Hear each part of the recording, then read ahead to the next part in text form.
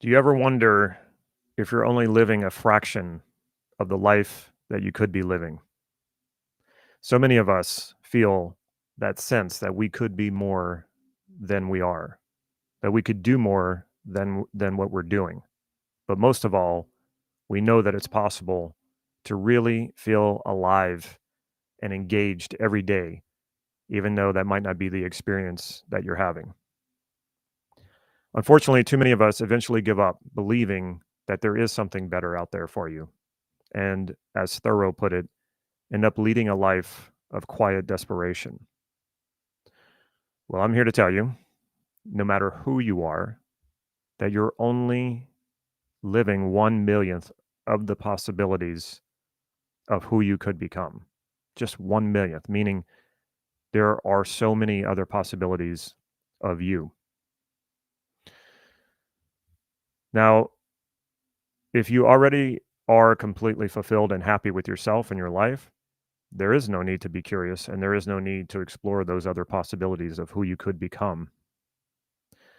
But if you have that hunger for more and you are curious about those possibilities, I've got something to show you. I'm going to share with you what my mentor shared with me that completely changed my life.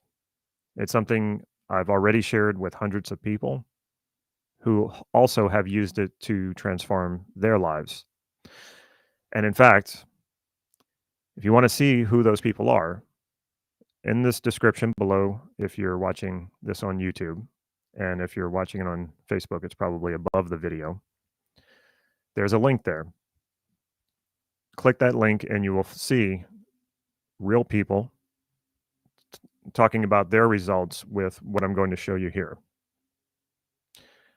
And what's really exciting is if you would like to become one of them, another success story about someone who has transformed their life, all you have to do is walk through the door. It's wide open for anyone. Most of you who are watching this know my journey, or to some extent, you know my journey of going from being depressed to doing my first NLP training and then things changing rather rapidly. And in those first couple of years where I was doing NLP training, when I started doing NLP training, I went from just going and attending a regular practitioner training to then immediately getting into another practitioner training because I just wanted to learn more and more NLP. And being out of a training, just all that I had outside of the training was just my insurance agency, which was depressing. So I kept getting into more and more trainings. I practiced every single day, practice NLP every single day. I had a practice group. I even had a practice group, an NLP practice group before I did my first training. So when I've encouraged people one way to learn NLP very quickly is to start a practice group, and they will say, well, I can't do that. Of course you could because you're the NLP guy. And I was like, I had a practice group before I did my first training. Why can't you start a practice group? Of course you can. So I had a practice group once a week. I had a practice partner who I practiced with once a week, and then I practiced every day on my own. And then I was attending whatever trainings were in the area that I could afford. Whatever I could afford, I went for it, which included also a hypnosis training. And then I circled back, did the master practitioner, did master practitioner 2 more times, did the trainer training, started training with other teachers around the world. And even started teaching myself because I found that to be a good way to learn NLP even better. And I started coaching. So I'm doing all of this. My life is changing, or changed rather fast, got a lot better.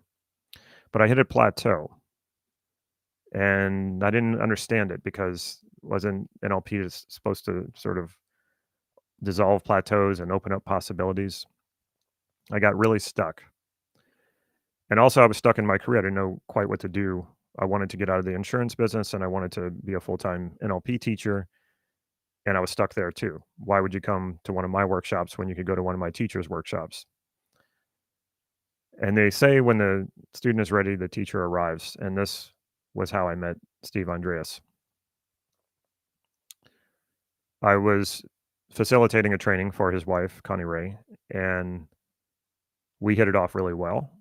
She goes back to Colorado, and a few months later, I get an email from Steve Andreas. And I thought to myself, I either did something really well or did something really wrong, because he had kind of a reputation for being a hard ass, and I was like, okay, I don't know why this guy's emailing me. So I opened the email, and it was the kind email. It was just what I needed to hear at the time. It was basically that Connie Ray had said good things about me to him, and he was curious about me, and that if I needed his help, he was here to help me out. I couldn't believe this. I couldn't get the teachers who I had been spending thousands of dollars with to help me. I went to them several times and said, "I'm in a plateau or something. Something's not, can you help me out here?" And they would just say, "Oh, keep practicing." And then here Steve comes out of the blue offering to help me. And right away I thought to myself, he has no idea what he's signing up for. He soon found out. I was sending him emails so often asking him questions. And he liked my questions, but he couldn't keep up with them. So he would say, "Well, let's get on Skype." And we would Skype for hours. And finally, he would say, "Okay, I'm tired. I'm hungry. I got to go." And I'd be like, "Oh, I'm sorry." The time would slip by so quickly because he was just so full of amazing information. And the plateau that I was in was dissolving. It was taking my NLP understanding to a level well beyond where I was and in just a short time. And gradually, he said, after a while, he said, "Damon, I think I know what you're looking for." And I said, "Well, good. That at least makes one of us because I don't." I didn't know what I was after, but I knew that I had some sort of hunger for something, that there was missing pieces.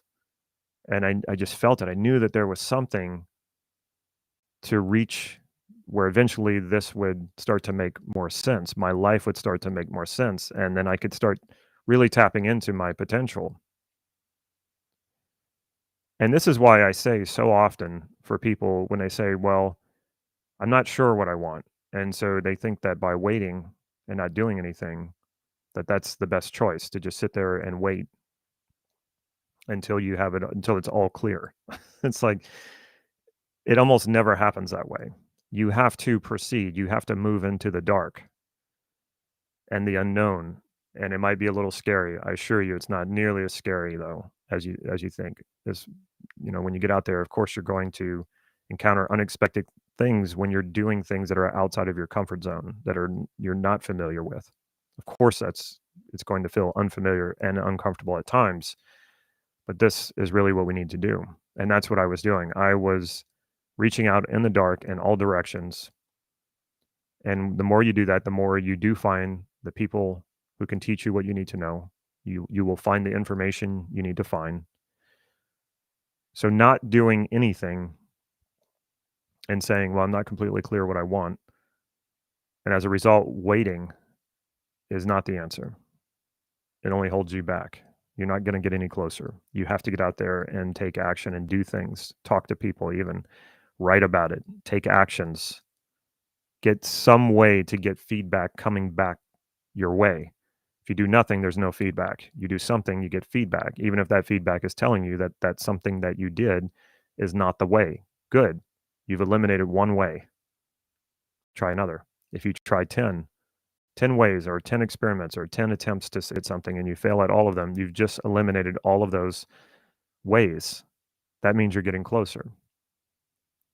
So I reached this point where I hit this plateau, but I did not stop. Steve came into my life. He's helping me out, helping me out, helping me out, and then says, I know what you want.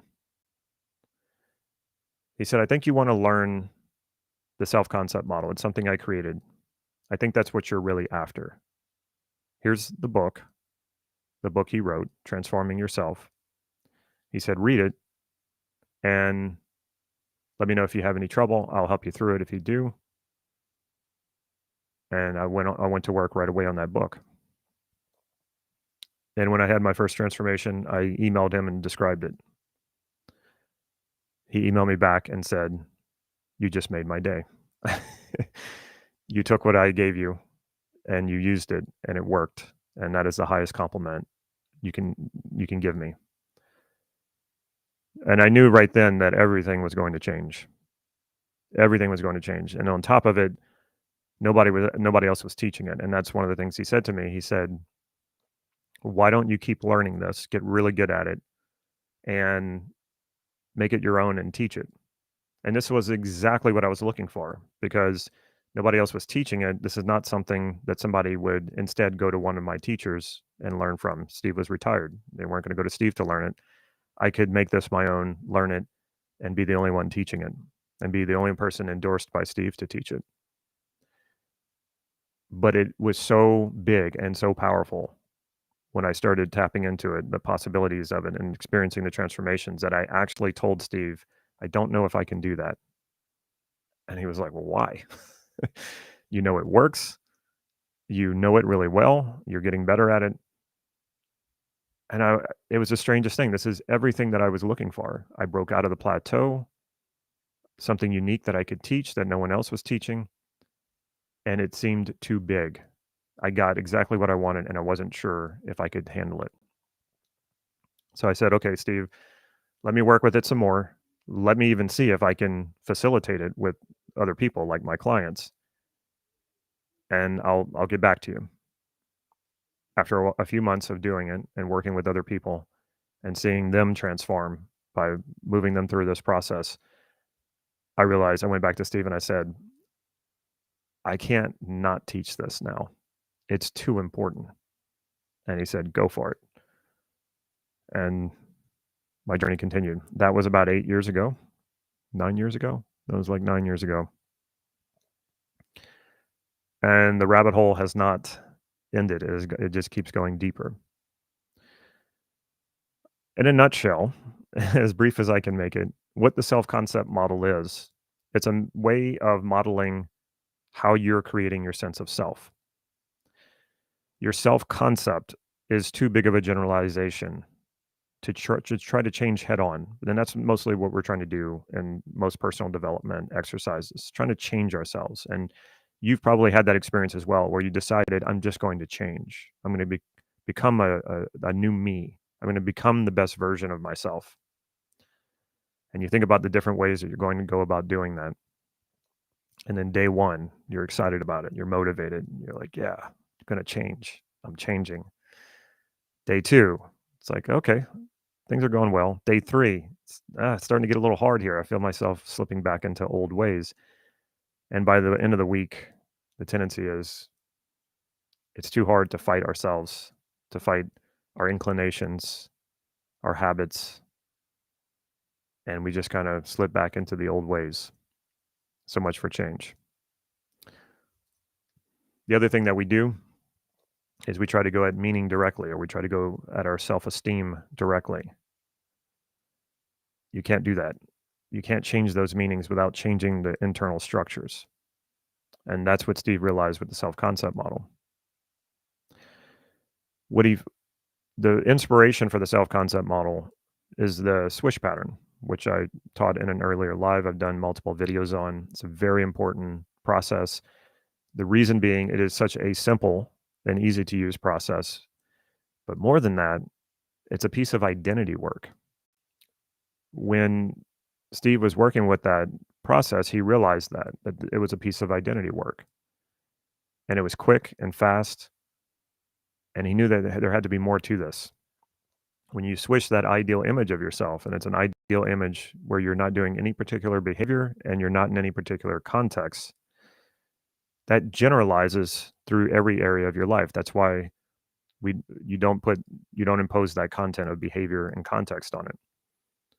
And if you're following that and you see this is your ideal self, then there's a little bit of an identity shift there. So he wanted to understand this better. And what he discovered is that if we chunk our life, our self-concept down, well, before I even get to that, what he started to realize is how powerful that concept is of self. Because when you do that swish, that ideal you generalizes to every area of your life, and throughout time. So it generalizes throughout space and time. What is space and time? Space and time are the two dimensions in which we process reality. There's no such thing as anything that you experience that doesn't have a location and doesn't have a time, past, present, or future. The interesting thing about self concept, it's really the only generalization or belief, whichever word you prefer.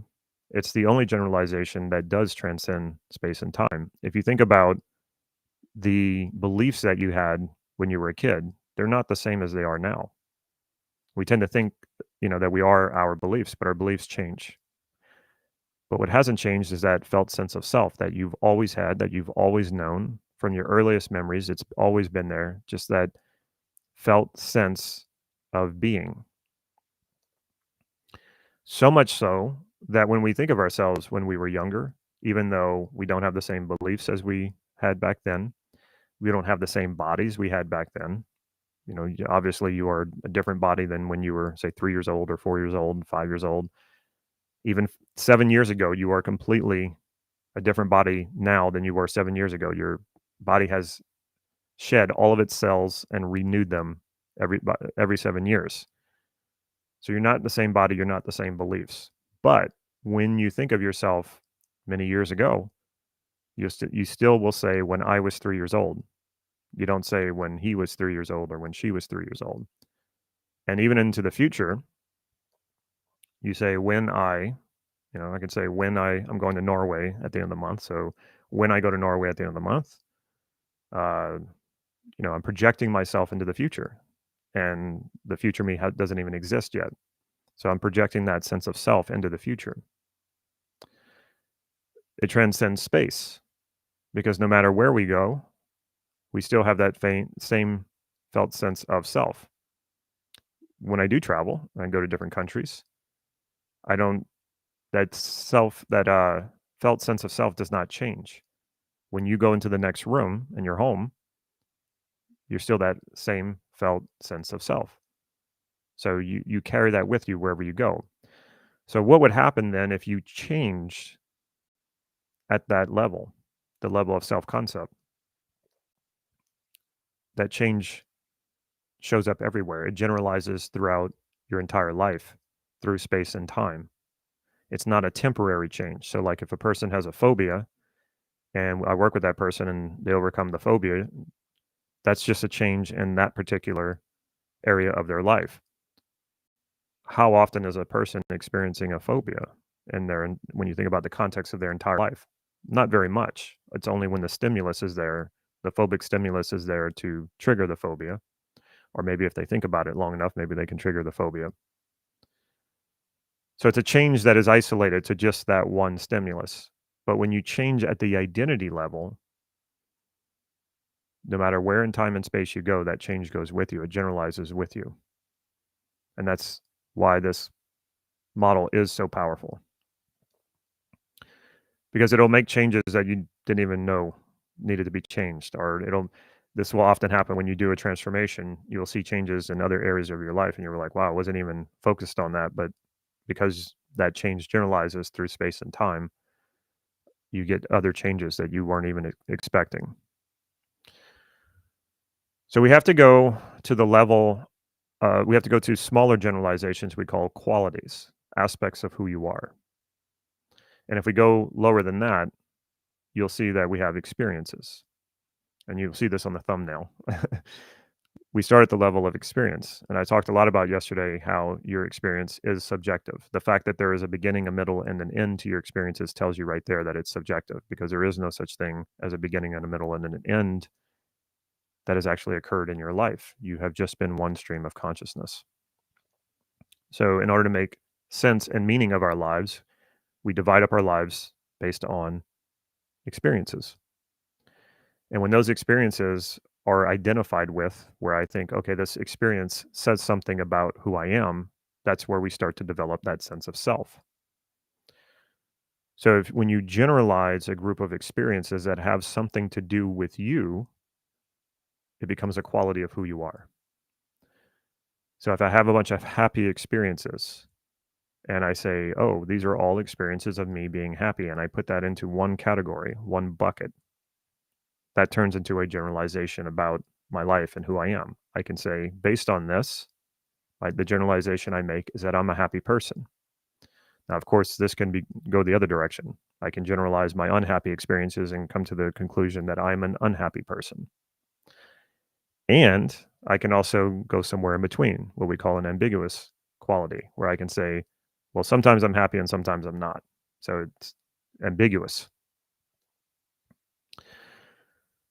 So we select and collect experiences into categories that become generalizations about who we are, and we call those qualities. And this is where the magic happens. This model focuses on modeling how you create a quality that you feel very certain about and that you like about yourself.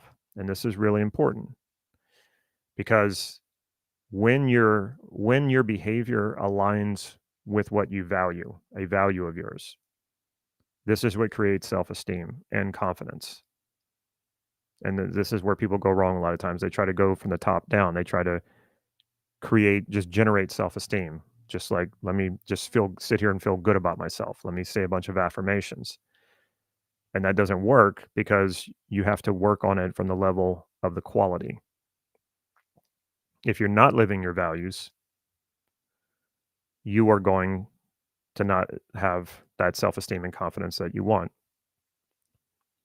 Because when you act in violation of your values, that's where guilt and regret is generated and created. You feel bad about yourself when when you're not living your values. You feel less valuable. So we want to live our values. And what also can happen is when we act in alignment with our values, our self-esteem might go up, but the moment we stop, it drops back down. And what does that mean? Well, that means that you're not generalizing yourself as that value. You're not generalizing yourself as being that quality. So let's say passion. I value passion. When my behavior aligns with passion, where I'm doing something that I'm passionate about, because it aligns with my value of passion, my self esteem goes up and I have more confidence about that. If I do things that are not passionate, like I'm indifferent and bored, it comes down. But what if I could generalize myself as a passionate person, knowing that the thing that guides your behavior are your beliefs. What you believe about yourself becomes a self-fulfilling prophecy because you automatically align to what you believe. If you didn't, you would feel lost and confused. And that's pretty much what we try to avoid. That's our biggest fear in life is being lost, not knowing who we are, being confused. So we will align to beliefs that we have, even if those beliefs are very negative and not what we want to believe about ourselves. Most of the time, this is really unconscious. And when we do that, we go, I don't know why I keep doing this. I don't know why I keep making the same mistakes. I don't know why I keep myself from succeeding the way that I want to succeed. And I did this to myself for many, many years. It was like the harder I tried, the more I failed. There was a lot of underlying limiting beliefs about who I was that was keeping me from doing that. So we go to the level of the quality. And you can think about a quality that you do feel certain about who you are, and that you do like about yourself, meaning it aligns with a value. The one that I often pick is persistence. Have always known that I was a very persistent person. My parents told me that I was persistent, and that usually wasn't a compliment. That was like, like back off kind of thing. Because when I really wanted something, I was very persistent about it. So this is a quality I feel very certain about, and I like it about myself. I like that I'm persistent because it has worked out very well for me. So I would take that quality and figure out structurally how I'm creating that sense of being a persistent person. How am I doing that? Well, I have a lot of experiences of being persistent. And you can do this with any quality that you feel certain about. How do you know that you are that quality? Chances are you have a lot of examples of it. And not only do you have a lot of examples, it's the way you are holding those examples in your or your personal space, because we're constantly projecting and we put information out here, even though yes, it's coming from here, but we put it out here. So like if you were to see images of your friends and your friends opposed as opposed to your enemies, one of the things you're going to realize, especially if you're very visual, is that you're going to see the images, right? And they're going to be out here. A lot of times people say, "Well, they're in my head." Well, yes, okay, the the brain waves or whatever that are generating them, yes. But if you notice, you actually see them in front of your face.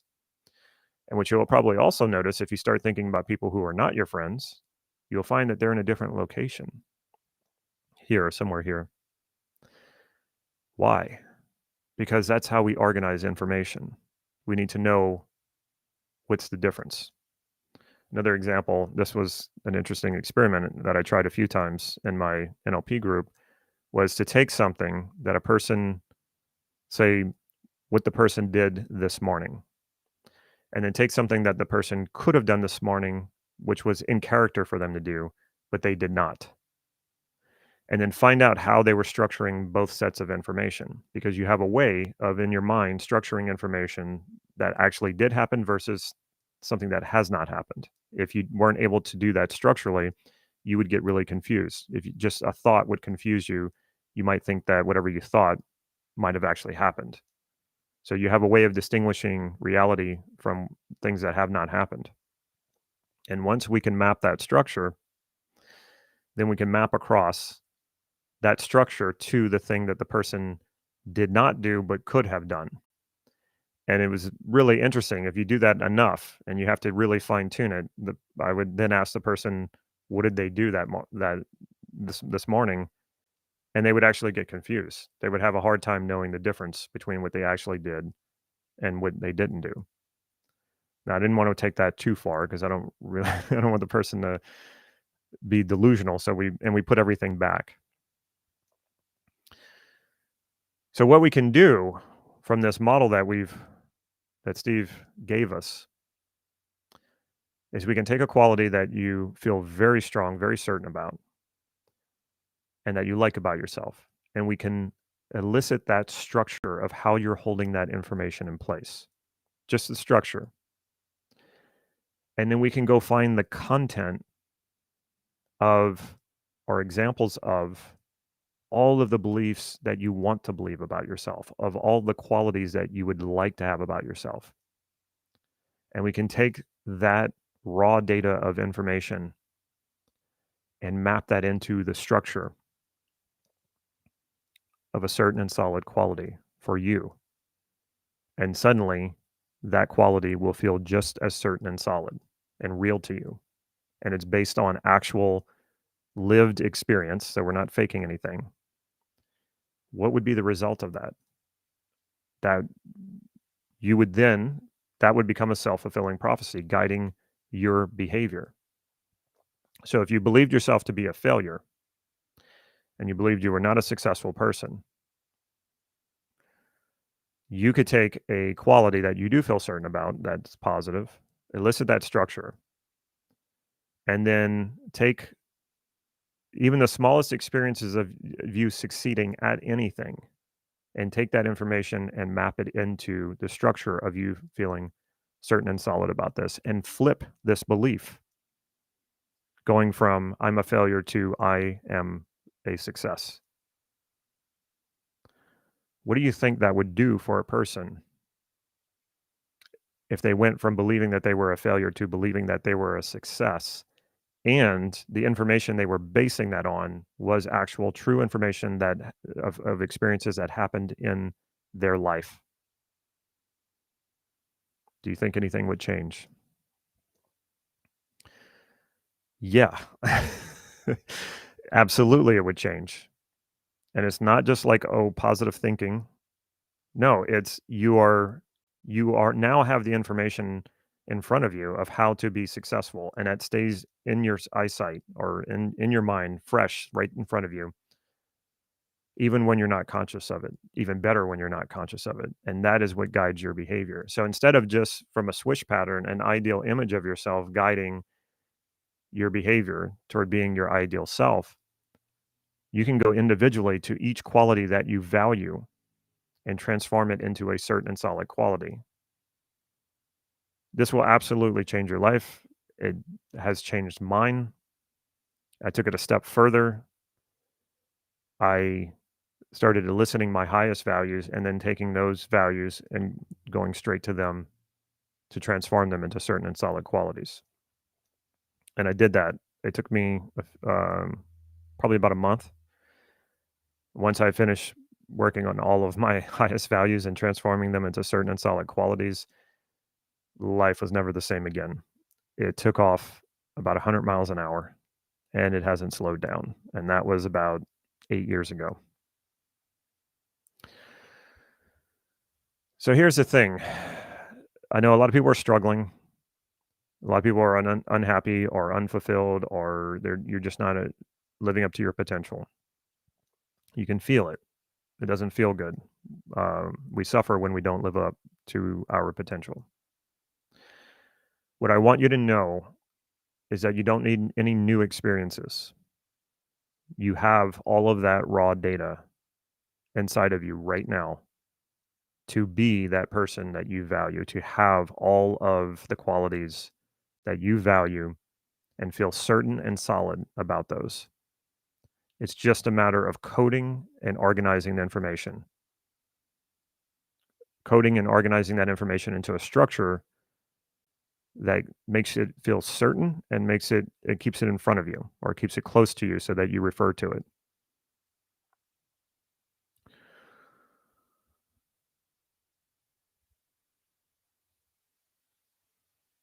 This is accessible to everyone. And when I first learned this, I wanted to run out into the world and scream it at the top of my lungs. Unfortunately, when I talk about this stuff and I talk about how powerful it is, how great it is, I know what happens. It sounds like everyone else out there who's saying their thing and doing whatever teaching whatever it is that they've studied or that works for them. So I found that as I was trying to tell people about this, it kind of fell on deaf ears. Well, yeah, yeah, okay, that sounds like what that other person's doing on Facebook, or, it sounds like my other teacher. And so that has been my challenge. My challenge has been to show this to people. And I know that it takes gaining people's trust in this idea to give it a try. And so I spent several years here on YouTube and Facebook getting the word out there about this. And it does take a little bit of practice and understanding and learning, but I can't think of anything else more worth your time and attention and investment of energy than learning how to transform yourself. Transforming yourself into the person you want to become. And to me, this is the crowning achievement of personal development. What else is there in personal development than developing yourself into the person you value, your ideal self, the person you want to be, who creates the life that you want to live? And an interesting thing started to happen the more I've done this work. I used to be very focused on trying to define myself and trying to define my life, thinking that if I had that, then that's how I can guide and direct it. And actually, I don't think that that's necessarily a problem, and I think that that can work. But the more I've done this work, I'm less interested in that. I've become much more interested in the possibilities, or become much more curious in discovering the possibilities of what it means to live my highest values and to see just how deep fulfillment can go and how far my potential can take me. So often people don't want to take actions unless everything is clearly mapped out for them and the goals are mapped out and everything that they want to accomplish. We put safety over our curiosity and our motivation to live our potential and to see what's possible. A lot of times we choose safety over that, security. We want to know exactly how this whole thing is going to happen.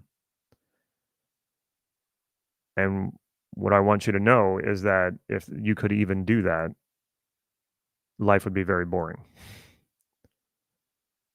If everything was all mapped out for you and the goals and all of that, you just knew you could accomplish them. There was no adventure, no challenge, or maybe it was challenging even. Go ahead and add that piece in. But you knew exactly how it was all going to go down. It'd be very boring. So this does take a little bit of trust in yourself that as long as you're challenging yourself, you're moving into what seems like the dark and the unknown, that you're going to get there. And I found life much more rewarding when I don't have all those answers of how it's all going to happen. Like I said, it's not as interesting to me to try to define my life and try to define who I am. I'm much more interested in discovering the possibilities of who I am, and the only guide that I need are my values. Now, I know this is the way that I go about things and the way that I live. And some of you might be thinking, well, how do you know that this will work for you? And I can't say that for sure because I don't know what everyone values. But if you're listening to me right now, that's a good chance. That's a good clue that what you're hearing is speaking to you on a deeper level and that there's something here for you. And I can't imagine what would be more important for anyone than living your highest values. And this is not a self-absorbed pursuit. Some people think that and they're like, well, my family and my friends, like, they're important too. Of course they are. Of course they are. And I'm sure that all of you value sympathy and compassion and connection and intimacy and love. And those things include other people. I'm sure your values, among many, include some level of altruism, wanting to help people, wanting the best for others. So this is all included. It's all included. So instead of being focused on trying to define your life and focused on trying to define who you are, and a lot of us try to do that through accomplishment and through achieving goals. Well, if I achieve this, then I prove that I must be fill in the blank. I have never gotten fulfillment out of that. When I've achieved with that mindset, it was not fulfilling. It was very empty. And whenever I attempted to achieve with that mindset and I failed, I almost didn't recover. It feels terrible. Beat myself up about it. Said, well, I must not have been good enough for it. I must not deserved it. Maybe I wasn't as disciplined as I should have been. Maybe I lacked the willpower.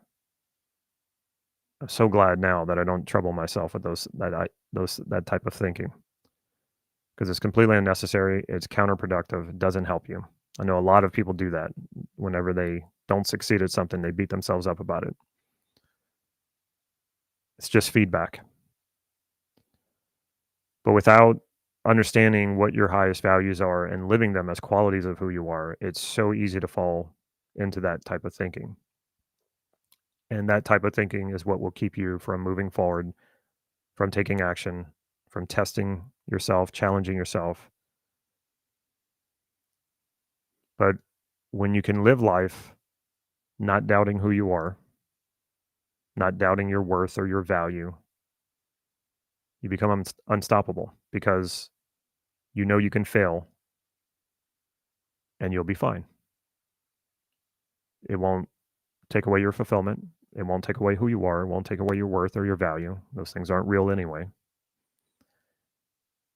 that all you have to do is live your values. And when you transform those values into qualities of who you are, they just become your beliefs, the same way that your current beliefs right now are working to make you feel and how you feel this moment, to keep you where you are in life, whether that's a good thing or a bad thing.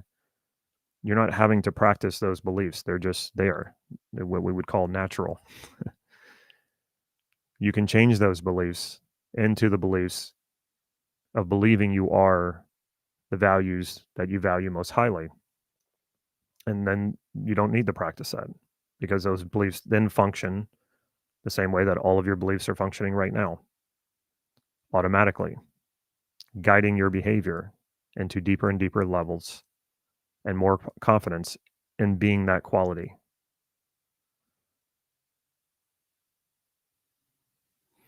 Steve Andreas,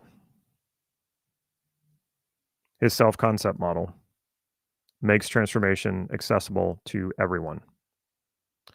When he was dying, I made a promise to pass on his teaching, not only because of my deep gratitude for everything that he had done for me, but also because I know it would literally change the world if everyone knew this technology and was using it. If everyone could transform themselves, what kind of world would we then live in? And there's nothing that I've found, and trust me, I've looked high and low, that is as effective and as fast as a self concept model. So, if anything I've said here speaks to you, I urge you to answer the call. My only regret is not answering that call to begin my journey even sooner. But all things happen the way that they happen, no regrets. And I'm just happy that they happened when they did. And when we search hard enough for something, we're going to find it. And eventually that was my story and my journey. And of course, the story continues and the journey continues. Like I said in the description of this video, not only will you find, well, I mentioned you'll find those other people who are doing this, normal, everyday people of no greater intelligence than you, of no specific talent, are learning this model and making it work. You'll find that link in the description. You're also going to find a process of mapping across. I mentioned that earlier. It's not the whole process of the self concept model because that would take an entire book to produce, but it is one of the fundamentals of modeling in NLP. We call it mapping across, and the self concept model uses that as part of its processing. And so you'll see that there's a mapping across process also in the description of this video that you can download and put to work right away. All right. So what was your big takeaway? And write it down. Share it with us. And I will check out what your questions are, if you have any. With practice, the process is getting easier. Since the workshop, I've been doing this and my life is happier and more balanced. People should just try, follow the steps and see for themselves. I agree. Yep, it is quite amazing. And it is a lifelong practice. Like you get better and better at it and you get faster and faster at it. All right. Either there's a delay or nobody has any big takeaways. Have I just been talking too much for these past, what are we at, 27 days? And we got, day 28. We got 2 more after this. So we got Monday and Tuesday, and then we finish off the 30 days of lives.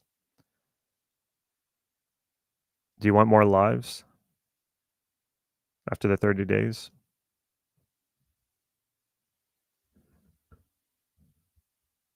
Are you alive? Okay, I'm not getting any response. All right, so I should probably, okay, one person. All right, well, it sounds like everybody is, oh, here we go. Okay, now it's starting to come through. When's your next in-person event in Bucharest, please? In Bucharest, that's a good question. Let's see how things go. Maybe we'll do it again in January. Um, I'll have to talk to my wife and to the person who hosted us and see how that goes. I'm going to be in Vegas this month, presenting at the NLP Global Summit. And where else? I got a few things on the calendar for this year. So if you check our website, selfconcept.com, you'll see, I believe we're listing those. All right. Thank you, Damon. The information has been amazing and valued time to think seriously about doing the work. Absolutely. Or in Budapest? Well, I need a host. If you want me to come to a town near you, uh, I, I need some help getting there and somebody hosting me because it's really hard to just pop into a city or a town and just, do a workshop. It's a lot easier if there's someone there who already hosts workshops because they usually have a venue and they have, um, they can get people there. Let's see. More lives, please, from a live audience. Okay, good. Big takeaway, all those memories are a storehouse for resources. Amazing that there is so much in there that is unaccessed on a regular basis. That's a good point. Yeah, you have so much information inside of you, and your unconscious has haphazardly thrown it all together and creating the beliefs that you have about you. There's so much that's not being accessed and not being used. And what we can do is we can have conscious choice about that instead of just allowing our unconscious to sort it out for us. When we understand this model or how we're creating our sense of self, we can go in there and bring this information forward. Sweden, I love Sweden. I've been there before, and I don't have any contacts there.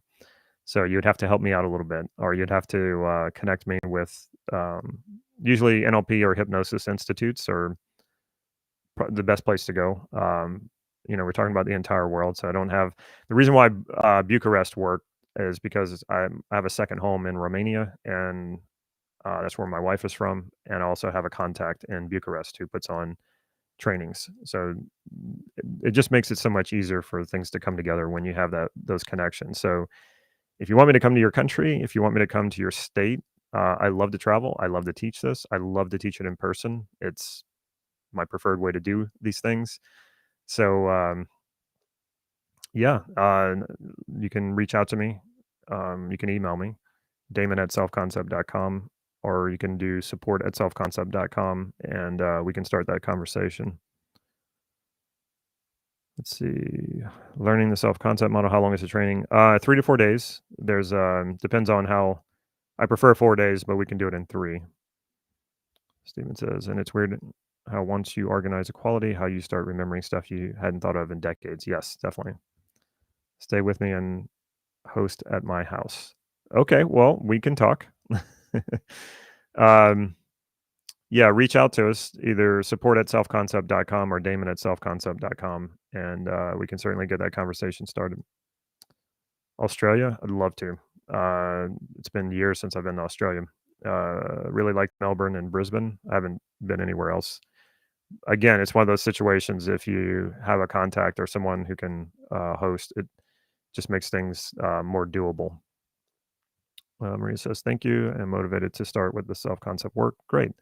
Did you say that you are going to Norway at the end of the month? Yes, I'm meeting an NLP teacher there, and we're doing a video, but I wasn't planning on doing a training. That's not the purpose of the trip. But if you have an institute there or contacts there and you want to meet, I'm going to Oslo, so we can talk about that when I go. All right. Seems like there's a little buzz going on about me coming to train. You're in Melbourne. Melbourne's a great city. I'd love to go back. I'll email you for more info. Okay, sounds good. Yeah, I love to travel and I love to teach. So it's just a matter of making it all work. So, well, that's awesome. Yeah. Okay. I'm assuming you're in Norway. All right. Take care, everybody. Thank you so much for showing up. Really enjoy sharing this every time. 28 days. If you've been on all 28 lives. That's pretty amazing. And if you haven't made every single live, but you've been watching them even after they're live, that's awesome too. So, all right, I will see you tomorrow. We got 2 left. Take care, everybody. Enjoy.